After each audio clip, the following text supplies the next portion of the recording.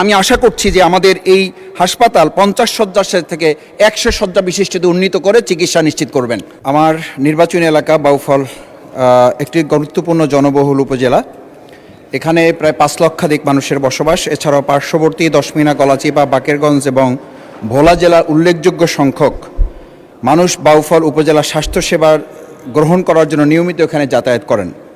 মাননীয় স্পিকার, মাসিক এখানে গড়ে প্রায় 2134 জন রোগী হাসপাতালে ভর্তি হয়ে চিকিৎসা গ্রহণ করেন।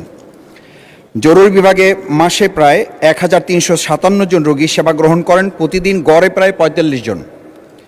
অত্যন্ত দুর্ভাগ্যের ব্যাপার, বহির্বিভাগ প্রতিদিন প্রায় এখানে 124 জন রোগী সেবা গ্রহণ করেন। সেই ক্ষেত্রে বেড অকুপেন্সি রেট সর্বনিম্ন 130 থেকে সর্বোচ্চ 200% পর্যন্ত অতিক্রম করে, যা খুবই আশঙ্কাজনক পর্যায়ে পৌঁছে যেতে পারছে।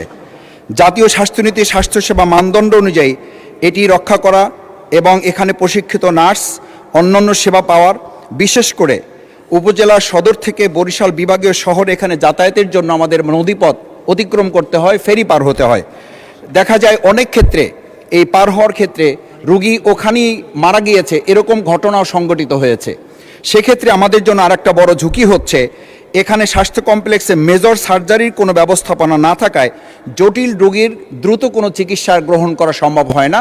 বিধায় এখানে একটা সিন্ডিকেট গড়ে উঠেছে, যারা পাশে বিভিন্ন রকম বেসরকারি যে ডায়াগনস্টিক সেন্টারগুলো গড়ে তুলেছে, সেখানে সংশ্লিষ্ট ডাক্তার যারা আছেন সরকারি, সেই চিকিৎসকগণও ওখানে গিয়ে সেবা প্রদান করার ক্ষেত্রে উৎসাহিত হন।